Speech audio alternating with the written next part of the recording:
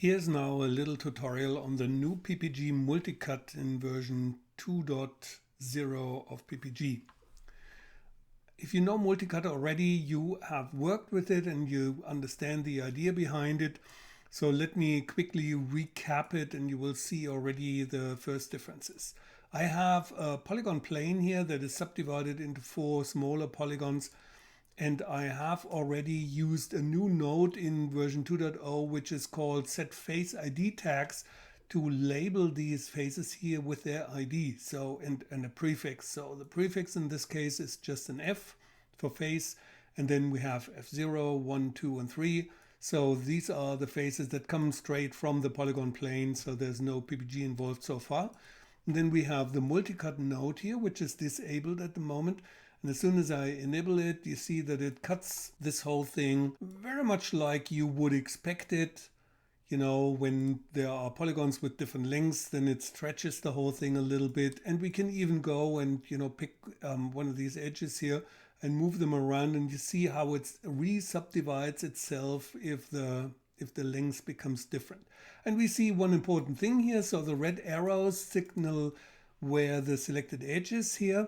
So for this upper face, it's this one, the lower edge here. And when the size of this lower edge changes, then of course it also has to re-subdivide itself. For the lower one here, the red arrow is down here, which means, this selected edge does not change. And therefore this would not re-subdivide itself when I change the length here. So far so good. That's how it was initially, and you can still use it this way if you are used to it. But there's a new way that fixes this problem with the tapered polygons. Some users have told me that when they have bevels in their models and they want to subdivide them to make, for example, roof windows or something like that, they have this problem that these tapered polygons are cut in tapered ways because it's simply, that's what I call this mode the relative mode, because the subdivisions on the selected edge are simply transferred over to the opposite edge and then it's subdivided in a relative way exactly like the selected edge. And that's how you get these tapered results. There is a new way of subdivisions in version 2.0 of PPG, which I call projection mode. In this mode, the cuts will simply be projected straight onto the polygons, and therefore you have these much nicer straight cuts here. At the end, the disadvantage, of course, is that at the end you get either triangles or n-sided polygons. So these 5-sided polygons here are one of the results that you would get. But overall, it's a very useful thing to have this for any irregular polygons. It will also no longer filter out n-sided polygons for the PPG multicut because it simply projects the cuts onto them and there's no problem anymore. So now when I make this smaller here, you see how the whole thing works. It simply says, hey, we take the overall size of the polygon. So for the upper one here, for example, this longer edge here, that's the overall size that we can subdivide, and it will subdivide that, resulting in this small triangle here at the end, and polygons that are cut a little bit here at the end. Same for the one below here, and for the one that I'm resizing, that is simply or still a rectangular quad that can be subdivided as usual. But they are out of sync, of course. In this case, you see it very clearly. So when I make it longer, it will keep subdividing itself and does that for these polygons. There is an important thing to note. So when I make this or change the setting to this one here, there's one setting here called only selected edge. This restricts the length of the subdivision. So as I said, in this case here for the upper polygon, this longer edge, that defines how far the subdivision goes or which distance to subdivide. When I click on only selected edge, it will take the selected edge down here, bang, and you see that it simply fills the rest of the whole polygon with an outer, one of the rest pieces, or whatever comes last here in the subdivision, that will be the whole rest of the polygon. So it will keep this selected edge size to make sure that we only have subdivisions where it really the selected edge is there. And for the lower polygon, there's no change because the selected edge is the same length as before. So it will keep all of these subdivisions. So this is an important thing that has changed. When you look at these settings that become available once you switch from relative to projection, and projection is the default now, you can also see that we have a rotation here. So when I change the rotation, you see that, oh wow, we can change or we can rotate all of these cuts around an imaginary center, or it's actually, you know, rotating these directions around and then saying, okay, let's measure, depending on the rotation angle, let's measure the width of the polygon in this direction here and then do the subdivision. So, you know, by a rotated, in the rotated world, you know, when you take this selected edge here and rotated it by 43.9 degrees, then this direction here, we measure the width of this whole polygon in this direction and then subdivide it. And of course, this brings them also out of sync. So all of these subdivisions, all of these cuts across the polygon are, you know, completely disconnected because it is redone for every polygon. And I will show you later a way to do this so that it's in sync, so that we project the cuts over the whole polygon. And it has to do with this one here, use reference. Okay, so let me set the cut back to 0.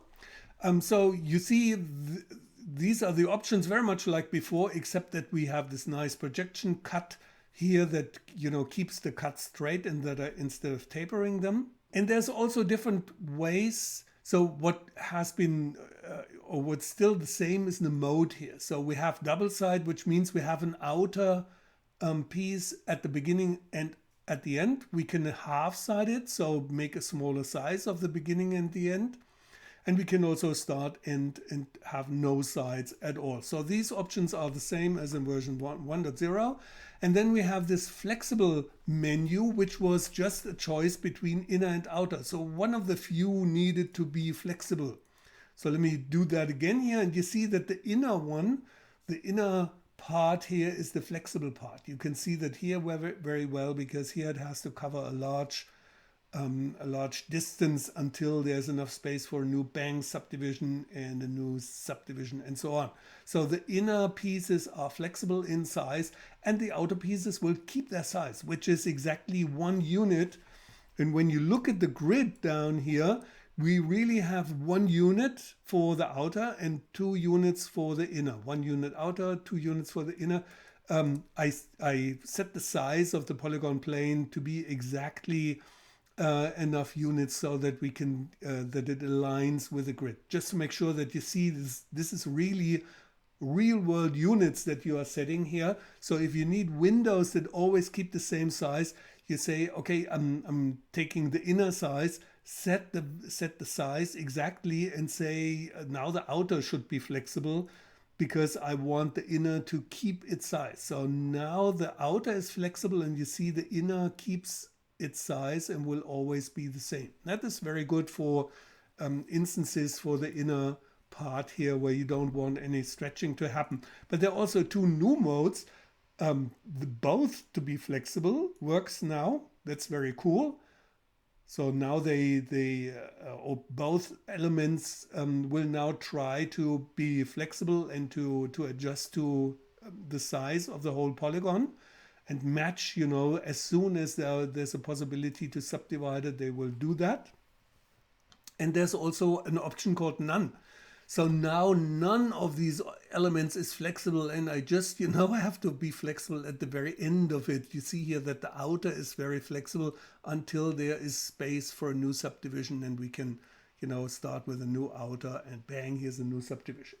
So you get the idea. If you really want nothing to move here, depending on the size of the polygons, you can set it to none and it will work.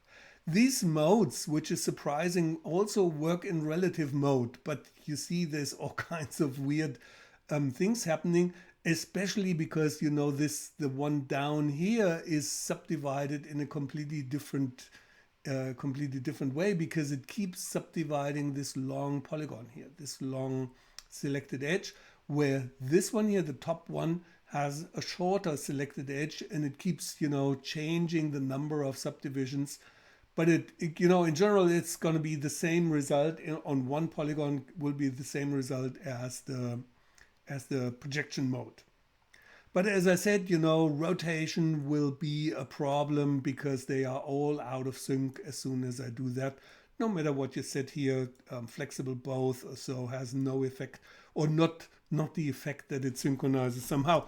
We will have a look at that in a minute. So one more thing I can do here is to say we have a fixed orientation. So for example, when I say I'm going to pick the next edge, you see that weird things happen. So for the top polygon, suddenly this is the selected edge. So it's trying to cut this edge here and tries to cut it, or tries to measure the width of the polygon in this direction of this selected edge here. Same for F2, the upper one, so there's no space for a subdivision. Same for this one here, it's another edge, and the cutting direction is completely different. In order to avoid that, I introduced something called fixed orientation. And it says, okay, we're gonna cut downwards no matter what. So there is no selected edge anymore. It's gonna cut downwards in global space, the global y-axis, and then I can rotate. Then I can say, hey, I want to rotate these cuts around. They're still out of sync. Yeah, that's not nice. But it's a way to say, hey, no matter what, I know that it's always pointing downwards or always pointing in a certain direction. You could, for example, rotate it by 90 degrees to get horizontal cuts. That's the way here. So this whole next edge, opposite edge, and so is not working anymore. The fixed orientation means just Y up is the direction that we are using here. And you see that only selected edges grayed out in this mode because it's no longer available. And the other way around, only selected edge will gray out fixed orientation and rotation because that's not available in this mode. So let me put it back here to this mode. Okay, so far it's comparably easy. You see that fixed subdivs has lost the setting for ratio sizes.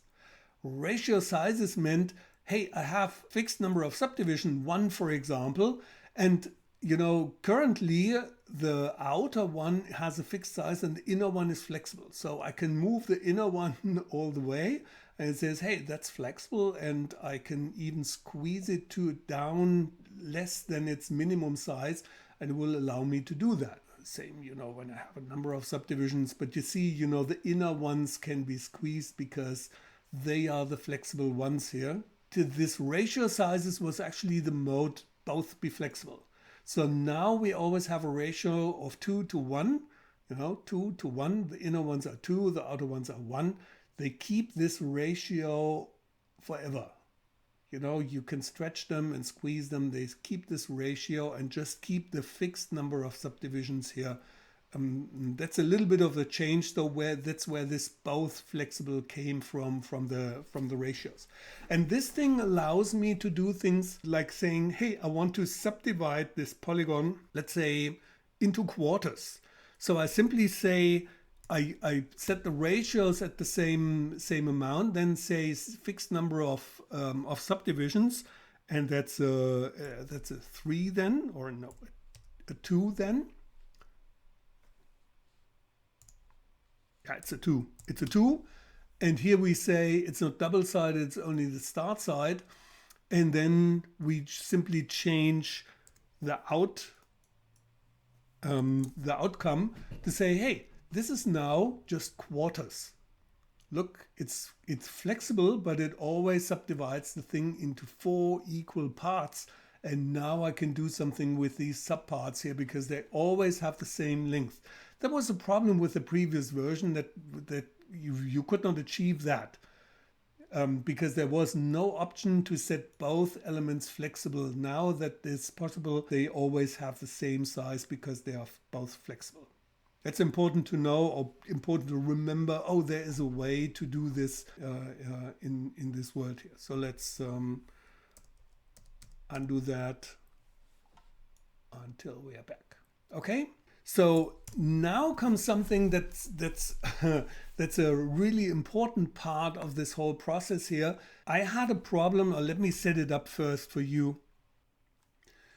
So the main problems comes in this situation where you have an irregular polygon, something like a 5-sided polygon, for example, that, you know, when you cut it straight, it's gonna create some weird results. So for example, when I turn on this multicut here, the first multicut, you see that it creates these, you know, nice cuts. When I would try to use it in relative, it wouldn't even try to do it because it's an irregular, it's a 5-sided polygons, and relative cannot cut 5-sided polygons. So it only works with this projection method anyway, so I have to use that one. And we get some polygons with, you know, a longer edge and a shorter one. And then when I do a second cut, a horizontal cut, this one here, let me turn this on, then I get this situation, and I left the red arrows on to show you which are the selected edges. And for these strips that are created here, I have the situation that some are shorter and some are longer. So I have longer edges and shorter edges here. And no matter how you select the edges, you will always run into this problem that you know, for some polygons there's a longer edge selected, and for other there's a shorter one. So there's no way to always select edges that are together. And even for these two strips here, if I would select the middle one, it does not, you know, do the same cuts here on the center one, because that's the tallest of the three. Okay, so how can we have regular cuts that cut all the way through? Well, one brutal method would be to say none of them is flexible. So now I'm just cutting through all of them because there's no chance for the thing to say, hey, I distribute the cuts evenly over the whole length, because there's some flexibility in some of the parts. If none is flexible, we start with a 1 and then a 2 as a size, total size and space, and a 1 again and a 2 again, and then there's no space for a new subdivision on the whole polygon here.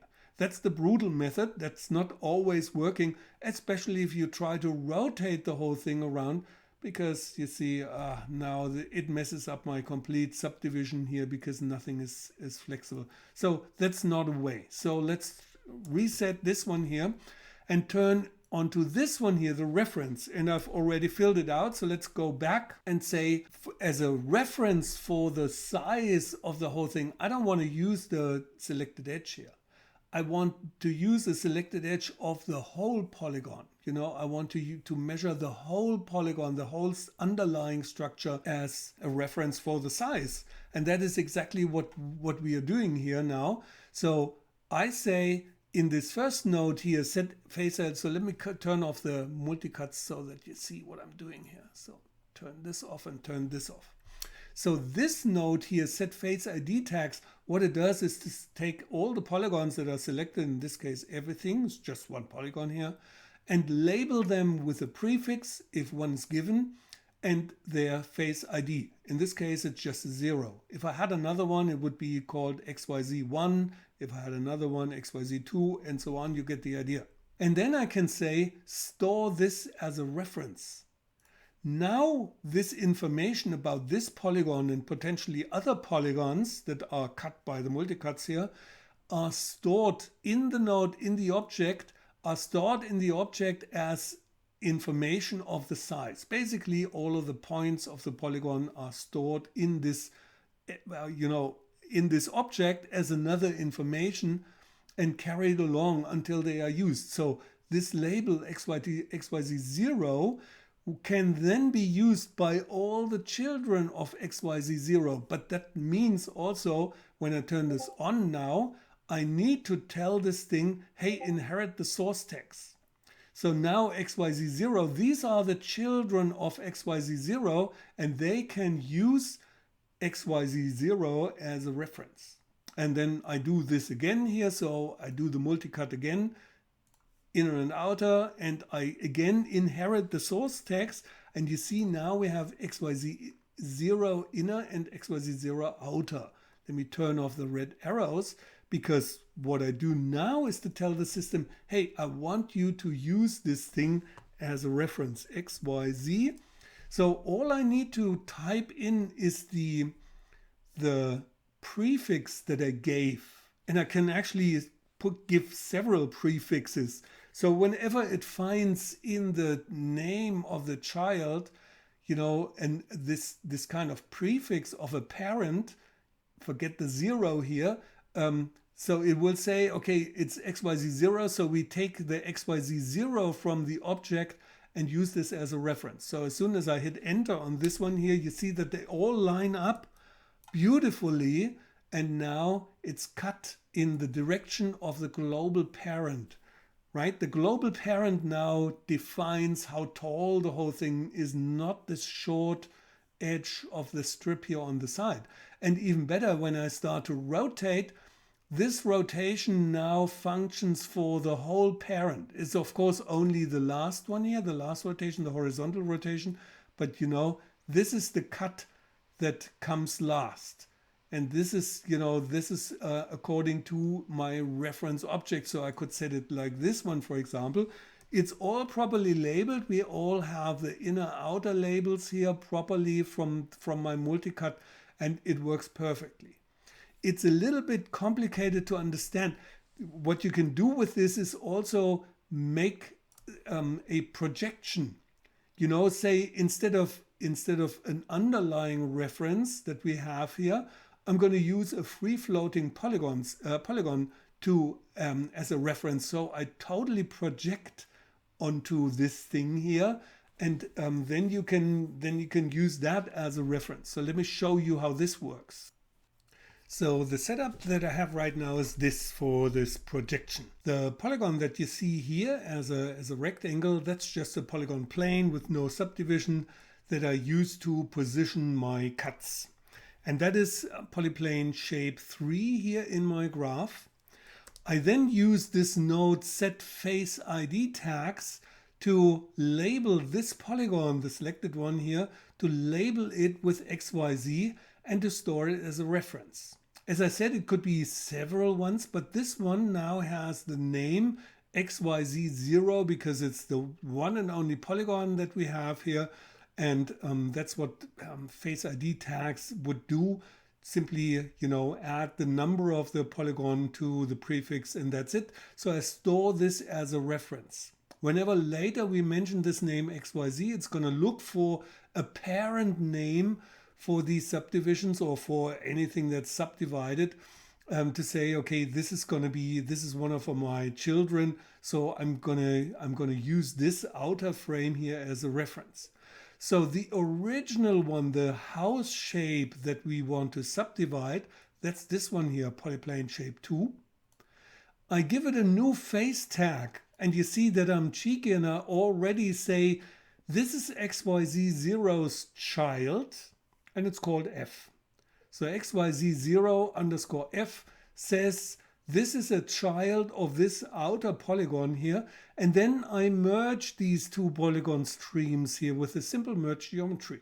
And merge geometry, as I said, we store this information, this extra reference information in the object, in the amino object, and merge geometry keeps this information. So, you know, when we go to the next step, it will keep this information and we are safe. Now for PPG multicut, or for both of them, I would then say, hey, I want to subdivide the underscore F faces, which is only one face. It's just the one that I named underscore F. So this one polygon I'm going to subdivide, and I reference XYZ. That's the moment where it says, hey, let's look up in this object if there's any reference information for an object called, you know, when we talk about this one here, XYZ0, for an object XYZ0, and then we start to subdivide, the polygon using this reference. So this outer frame here defines the shape and the orientation of the whole thing, and, you know, the number of subdivisions, etc., etc. Right? And I do the same thing. So it will inherit these names to its children. So the children are just append an O for outer and an I for inner.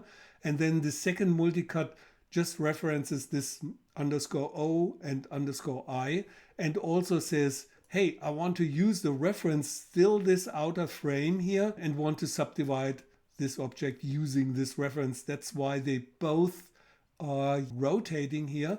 I could remove the reference for the first one. Let's do so.